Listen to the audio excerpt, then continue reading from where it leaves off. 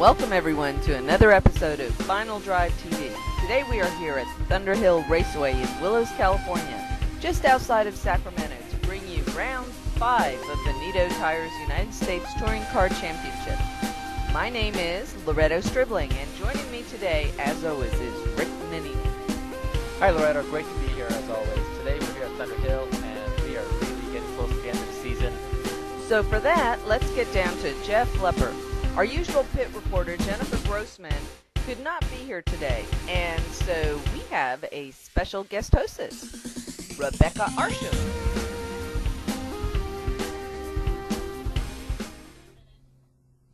Hi, and welcome to round number 5 of the Nitto Tire United States Touring Car Championship. We're here again at Thunderhill Raceway in beautiful Willows, California. It's Saturday morning here right before qualifying, and boy is it hot. We got that coming up. We also got to talk about the new resurfacing here. We've been at this track 3 times now. We ran the original configuration. We ran it backwards, of course, at round number 3, and then now round number 5, brand new pavement. I'm here with my co-host, Jennifer Grossman. No, wait. This is Becky Arsham, team owner, driver, TV personality, mom. What else do we have on the list? What are you doing here? That's it. Well, my car's in the shop. It wasn't ready. It's still getting painted, so we thought we'd do a little bit of double duty here, and Jennifer couldn't make it, so I'm here this week. Well, I'm glad to have you, that's for sure. I can't stand not having my left arm here with me, so it's glad that I got both my hands working again. So, Richard Wu, your teammate there, what happened? Well, it's just a comedy of errors kind of thing. He wasn't going to be able to make it. We couldn't get the car fixed on time. I can't avoid a track, so here we are, and we'll do a little bit of talking with you. We can drive the pace car with the series this weekend, and we'll go from there. Ooh, pace car driver. We just add that to the list of stuff too. So we talked to a couple of the drivers so far, Becky. What are your thoughts or concerns that people have had on the track here so far today? Well, it's still Saturday morning, but along with that new pavement, they put down a lot of regrading along the edges of the track, and so that could cause some debris on course if you get your wheels off. That could be a concern for the drivers. We'll see what they think about that after they qualify today. The day is young. We'll find out. Well, perfect. I also talking to a couple of the other drivers earlier this morning in the drivers' meeting. They're talking about the curbs here are really, really high. I guess they're going to grade those down next week, but that could be a concern as well. Right, yes, they did say that. So I think we need to talk to some drivers, see what they think after they qualify. I think we got to get that done. We'll start getting some of the drivers here as we get ready for round number 5 of the Nitto Tire United States Touring Car Championship. 3 different times we've raced this track, but we've had 3 different configurations. How do you like this configuration? Well, Jeff, as you know, I've just resurfaced the track. It's a lot smoother. All of my old markers for braking points and turn-in points are absolutely gone. You have to invent all new ones for this track. I like it. I think it's smooth and fast. Some people don't like the new curbs. They don't bother me at all. I like it. Well, we talked earlier in the year about being your first professional race this season with U.S. Touring Car coming up through the ranks. Having no brake markers and different things that you have to deal with today, how are you be able to adapt to that versus, say, a seasoned driver? What are some of the hints that you can give someone that is looking to come up? Ooh, that's a tough one because what it takes is just time, just laps. Laps and laps and laps. So you can, if there are no markers on the track, you've either got to find some, which is really impossible here because they've graded as well, or you just have to do more laps so that you can feel it in the seat of your pants when it's time to put those brakes on, when it's time to turn in. Perfect. And any strategy we got for the race today? Keep it on the black stuff, keep the shiny side up, and be consistent. Well, that is always a good goal to have. There were some issues in qualifying today, and with that, let's get back down to Jeff and Rebecca. So here we are, 2 rounds of qualifying. We've got our starting lineup. We've got Andrie, Tom, and Kurt. Yeah, definitely. Andrie Hartanto driving that Prima Racing Red Zone Performance Acura TSX. Provisional pole yesterday. He kept it going today. Actually improved his time, able to qualify on the pole. You got Thomas Lepper driving the USPEF OPAC Racing Spoon Sports RSXR. Second place in an unfamiliar car. He's only driven this car one time before, so he's not in the usual Chevy Cobalt. He's running the right-hand drive RSXR, so it's going to be a big challenge for him, but able to stay in second place there. And then Kurt Simmons, your last year's champion in the Sunnyvale Dodge Cornwell Tools Rota Wheels SRT4. Got it, so many lines, But actually had a couple issues yesterday with Kurt's time. He failed to go to impound after the session, so did not get his car weighed in, so they dropped his time yesterday. Comes out in the heat today on Sunday, goes faster, able to go third. Only a couple tenths behind Tom, so going to be a really good thing. So we actually had a couple more issues with people not reporting to scales today. Of course, Jerry Bradbury, our newcomer, and that's probably expected. The rookie, you know, forgetting to, I got to go to the scales and get weighed in. Didn't go weighed in, went back to his pits, so he's actually going to drop back one position. Andy Chittum in the Le Mans karting BMW. That's my pick. That's my pick today. Qualified fourth. He gets the best starts every race. He's always right up there, and this is his best qualifying position in that Le Mans karting BMW. So we'll see him right. I guarantee you, Andy's going to be in the front on the start of the race. Okay, Jeff, yesterday we talked a little bit in the morning about the new pavement, the new grading on the edge of the pavement. Have you talked to any of the drivers to see what they think about this? Any issues that they are concerns that they have? Well, yeah, I talked to Thomas Lepper, actually. He was over in turn 11, and he hit one of those big curbs and got it up on two wheels. And I said, we're not in a motocross race here. We're in a four-wheel race. Keep all four cars on the ground. Another big concern was they laid 6 miles of new dirt on the runoffs here. So it's really soft. It hasn't been compacted in. So a lot of debris is getting thrown up on the track. With the temperatures, we're well over 100 degrees right now. Nitto tires are holding up, but with a brand-new pavement, there's always issues of the grading on the tires. We haven't seen any of that, so these Nitto NT01s are really holding up, especially with the bigger weights of the cars. No issues there, so we don't have a tire issue. So now it's just going to be how they're going to react to all the debris that's going to be on the track and try to get around these big, huge curbs that they have on the course as well. Right. And you know, we're racing today in the middle of the afternoon. 1:25 is when we start this, and so temperatures again are going to be different. What they did in qualifying is not what they're going to see when they're out on the track. Tires, pavement, altogether. Well, it's not only the cars, but how about the drivers? I mean, you're in a layer of Nomex and a 3-layer suit. You got your shoes, your feet covered, you got your gloves, you got a closed helmet. Not very much air ventilation. If you look at our Toyota Camry here, it's kind of the same configurations you have on the race cars. You have this one little window that's open, and that's it. So we'll have to see if. I don't think it's going to be so much the cars today having issues. We'll have to see if the drivers are going to have any issues here with this heat, because this is going to be the hottest race we've had so far, and it's the 5th race of the year, nearing the end of the season, and man, it's hot. You're right, and all those things play a part in it. So let's hope they're hydrating and they're ready to go at 1:25 today. And I'm sure people, and we got great crews here, the Prima Racing crew, the OPAC crew, the Cornwell Tools, MBO crew with Pete Bovenberg and Kurt Simmons. I mean, they got great guys. They'll definitely have the cars ready. Now he's got to work on the drivers a little bit, hang out in those motorhomes with the AC. That's right. Let's go talk to some of those drivers. Yeah, I think so. Let's go hang out in their motorhomes. I like the motorhome idea. Stuff. Yeah. That's right. I'm here with Andy Chittum. Andy's placed. You are 4th on the grid for today's race. Yes, definitely. It was a really hot qualifying session, a lot of traffic out there, but we managed to sit back a little bit and get a good spot. We've been doing just absolutely a ton of work on the car. BTM Motorworks in Campbell is just the tech team to beat. We were just, I think our early times yesterday were around 210s. Now we're down below 204. So we're just really making big improvements and looking forward to a good start to the race and hopefully pick up a position or two. That's excellent. Now, we've talked a little bit about the track and the conditions, new surface, new grading on the edges. Is it any effect on you, the car? What's going on? I think in general the facilities here at Thunderhill are fantastic. It's they've put a lot of work into the new pavement. I think it's working really nicely. Some people have said the curbs are a little bit high, but our car works great on them. So we're just going to stay inside and high, and it's going to be. I think it's going to work really well. Excellent. Well, good luck with that standing start, and it doesn't look like the track's going to be an issue for Andy, and we wish you luck. Thanks very much. Okay. Well, I'm here with Tom Leffer. You qualified 2nd. Excellent. But you're not driving the Cobalts. You're in the OPAC cars. What's going on? I broke my truck, and I had to order some pieces. We don't race trucks. We race cars. Well, I know, but you needed my truck to go with my car. Okay. And I couldn't get my car, so through the generosity of Edmund at Spoon and USPEF, they provided me a car, Acura RSXS, and here I am, and qualified 2nd. Pretty cool. Excellent job. Jeff and I were talking a little bit earlier about the temperatures. There's a lot of factors going on right now. We've got a brand new track, the surface, all of that extra grading on the edge of the track. It's going to play a factor. Your car and you, the driver. You're suited up. It's going to be hot. We're well over 100 degrees again today. So tell me, what's your thoughts? Who scheduled a race in August in Thunderhill?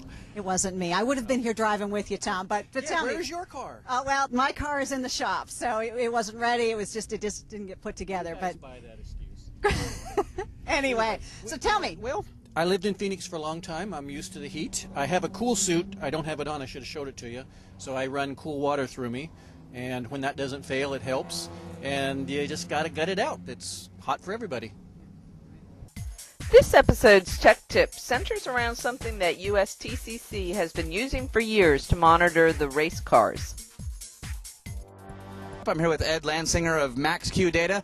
Boy, Ed, we've gone a long way. Yes, I remember back in 2002, you put the system that you first ever had with a little card to come a bunch of wires in my little Dodge Neon there at Las Vegas, and or sorry, it was Portland. Yes. I think Portland, Oregon. And right. now I see this really nice computer. We got a cool cover. We got a bunch of cameras. Tell us about your new system you got here. Yeah. Well, as you know, we've really enjoyed working with USTCC for the past several years, bringing the latest in data acquisition technology to the series. And what we've got here is a brand new video system that we've just developed that combines both GPS information as well as multiple camera support, collecting both the video information as well as the data at the same time in a very inexpensive package. Well, that's really cool. I remember when I had the system on my car, the original one, I actually blew my motor up in turn 6. You pulled the data up and said, no, you didn't. You blew it up in turn 4 because it showed me that, and it showed the little GPS that went all the way around. It would have been really cool to have video, too. What are we looking at as far as, price-wise? I know your base system is about $380 or so for the little GPS one. So what are we looking at for this high-tech system here? That's right. Our systems range anywhere from $389 up to about $1,000 with the full package that you're looking at here. And that gets you the computer, 1 camera, 2 cameras, the GPS? So you're looking at a GPS module here, and then a couple video cameras which you can mount in the car to look at, say, what the driver's doing with his hands, or look out the front windshield to see where he's going. And then also this new technology here, these ultra-portable PCs, is a key technology. You mount this in the car, and that's what does the actual data capture and video capture. And how many cameras is this able to support? Up to 4. Up to 4 cameras? That is really great and awesome. I know when I use MaxQ Data in my race car, some of the other systems, it shows you what you do. MaxQ Data, it makes you understand what's going on. That's what's really great about that. Thanks to all our supporters we have here in the U.S. Touring Car. Thank you, Ed, for always being a supporter here for the United States Touring Car. Back up to you guys.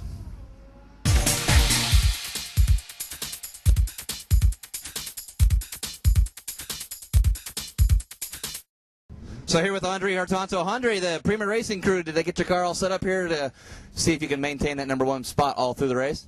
Oh, yeah, I'm looking forward to it. You know, the guys are working hard, and Wayne here has been helping us, and the car's been running great all weekend.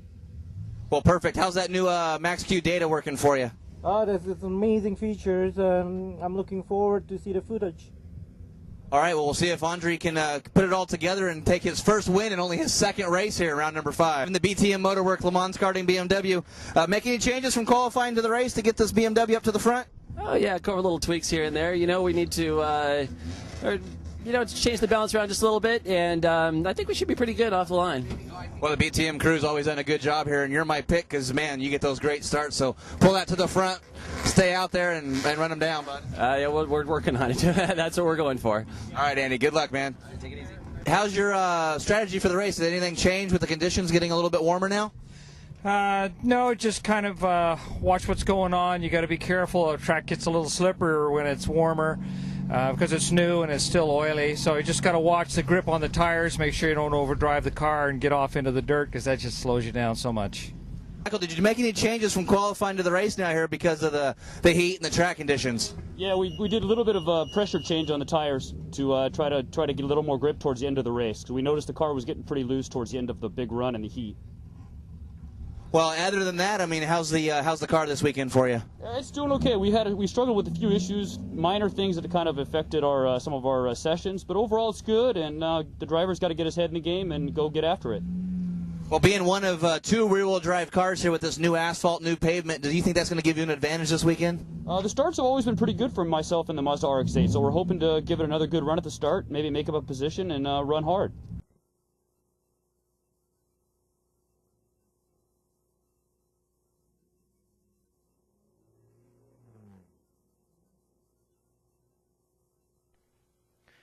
Okay, looks like everybody's set and ready to go racing.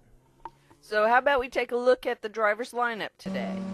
Starting on pole position for the first time ever is Andrie Hartanto in the Acura TSX. And outside, row 1 is Tom Lepper, the points leader in the Spoon Sports Acura RSX. Inside row 2 is Kurt Simmons in the Stevens Creek Dodge SRT4. And outside row 2 is Andy Chittum in the BTM Motorworks Le Mans Karting BMW. Inside row 3 is Jerry Bradbury in the Mini Mania Bay Bridge Motors Mini Cooper S. Outside row 3 is Michael McCulligan in the Mazda Tricks Racing Beat Mazda RX-8. That's your top 6. But Loretto, there's more, isn't there? Okay, now after we just told you that whole lineup, there has been a new development. In case you haven't noticed, Lepper and Simmons are missing from your TV screen. Yes, Jeff is reporting from the pit lane that for some reason they were late to grid. Maybe they were doing some last minute tweaking or something else, but regardless, they lost their starting position, which is why Andy's now starting in second place. I bet Andy must be loving that right now. So here we go. We have a green flag for whoever wants to be in this race. And you just saw Chittum get another great launch and get the edge over Hartanto. Look at that BMW go. Look at that. Coming out of turn 2, Chittum has the lead with Hartanto right behind. Already they've pulled a couple of seconds on the second group of cars.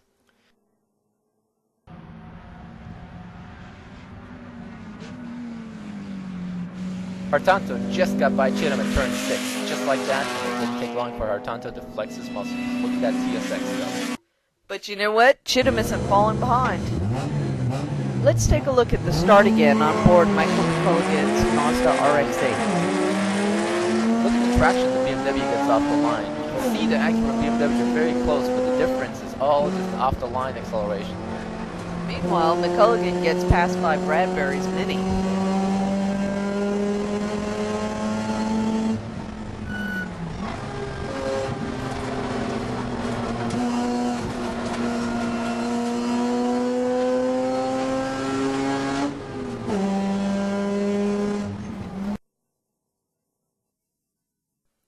So after that first lap, we see Hartanto in the lead with Chittum in second place. Then behind, we have a three-way battle between Bradbury, McCulligan, and that Honda Civic of Tom Milburn. We're now starting to see Hartanto open it up a little bit and get some daylight between himself and Chittum. Yeah, Hartanto is looking very strong. The way Hartanto's car looks like right now is just fantastic. It's totally hooked up. He looks totally in charge, except that tire smoke's beginning to worry me. Looks like a tire's rubbing, but I don't think he was doing that earlier in qualifying, so we'll have to keep an eye on that.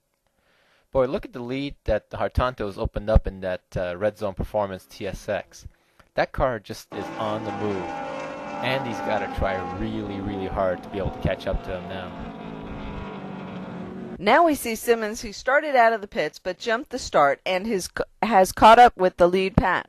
He actually looks like he's the fastest car at the moment. We're now getting word that Simmons will be getting a stop-and-go penalty. I think he just got black flag, so he's getting a stop-and-go penalty for jumping that start. Simmons is in the pits. He's in the pits to serve his penalty and gets back right on track. And look at that. He rejoins right behind Lepper, who also started late but didn't jump to start and didn't get a penalty. Well, you know, Lepper was very conservative in his approach. He was late and didn't want to take the chances with any penalties. Simmons, however, very aggressive and wanted to get into the action right away. Lepper's leading the points right now. All he needs to do is finish well and not get in trouble. Simmons has to create something. Just finishing is not good enough.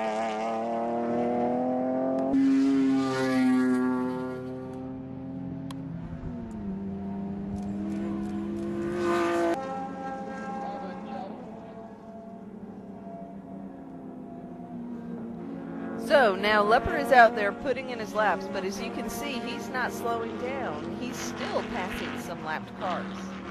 And Simmons, once again, has to drive as hard as possible for the duration of the race to have any hope of the championship.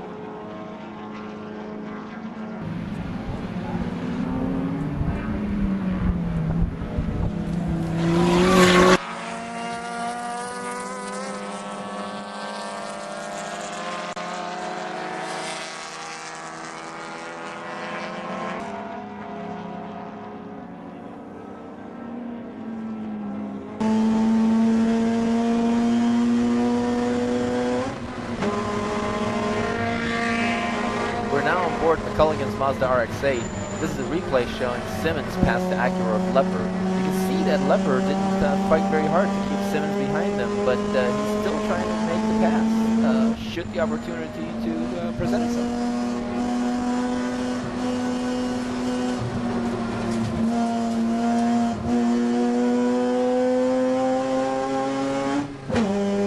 Yeah, just look at all that dirt from Simmons.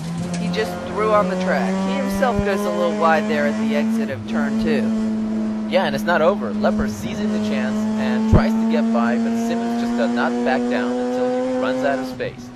And almost spins at the exit turn for himself, but keeps it under control amazingly. I don't know how he did that. And goes after Lepper again. Well,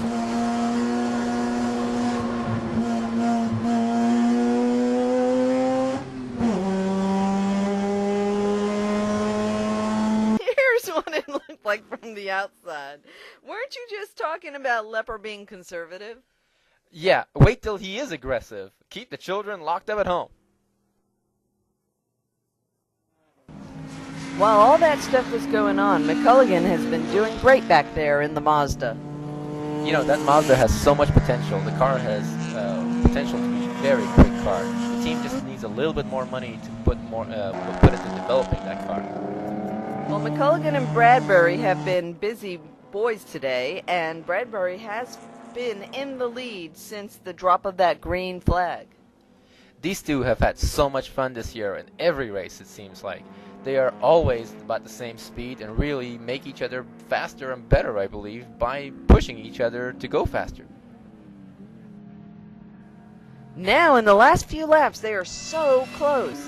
And at the start of the race, it was Bradbury that looked faster, and his lead just seemed to have evaporated, and McCulligan is catching up. Here we go, McCulligan has taken it up a notch. He goes through the draft, down the front straight, just as the white flag is being waved. Now he just has to hold on for one more lap.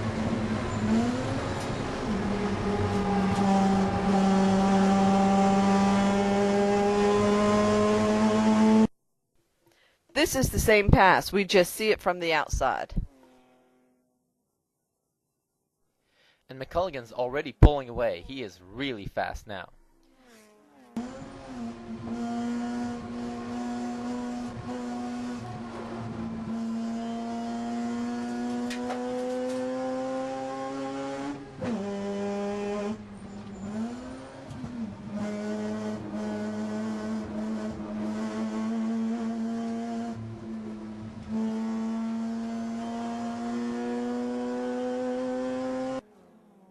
There is the white flag we saw earlier, and the race is almost over.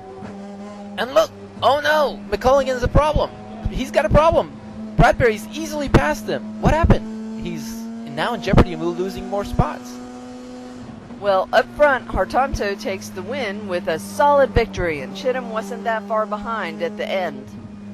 A great drive for Hartanto. He was really fortunate to stay away from Simmons and Lepper and not get in trouble, and had enough speed to even get ahead of Chittum and cruise on to a victory. He now becomes the 5th different winner in 5 races. How great is that, huh? Well, and after all of that hard work, Simmons gets 3rd place. Not bad considering what he went through. He qualified 2nd, then lost it due to missing tech. Then he redid it all and got it again to lose it again due to being late. Then gets a stop and go for jumping the start, and he still gets a podium spot. This guy's an animal that you can't put down.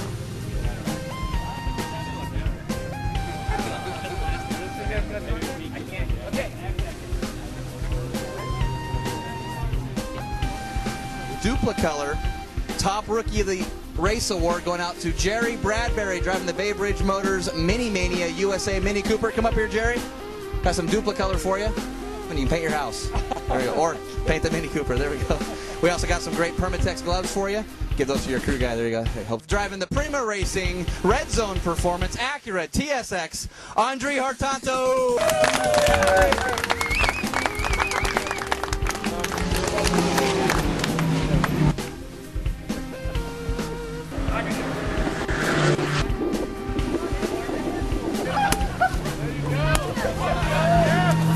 If finished third here, round number 5. Had a little issues on the start, but had a pretty good race otherwise. Tell us about it. Yeah, the car ran really, really good. We had some heating issues yesterday. Found some things that kept it cool, so it didn't go into limp mode. And yeah, it's you got to read the schedule. You know, they moved the race up an hour today and didn't realize it. And we were still sitting in the motorhome when they were doing the national anthem, and we had to get out and ended up gridded last instead of second on grid, and it's just bad all the way around.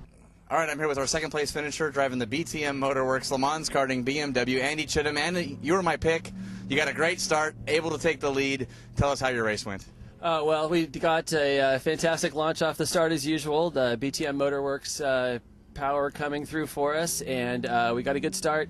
Andrie was a little ahead of us speed-wise, so I knew that given all of the other, it was going to be a long, hot race. I ended up tucking in behind him and putting some distance on the rest of the field so that you know, we could have spent a couple laps dicing and let everybody else catch us, but I figured getting away was the best way to go, and we got a good solid second place out of it, which is our, yeah, like you said, our first podium this year, and we've done a tremendous amount of work, you know, not just in getting the car to go a little faster, but also making it really consistent over those long runs. I mean, it's a zillion degrees out here today, and, you know, tires, brakes, everything is just completely on fire the entire time, but just, you know, the amount of work we put in is just really starting to pay off now.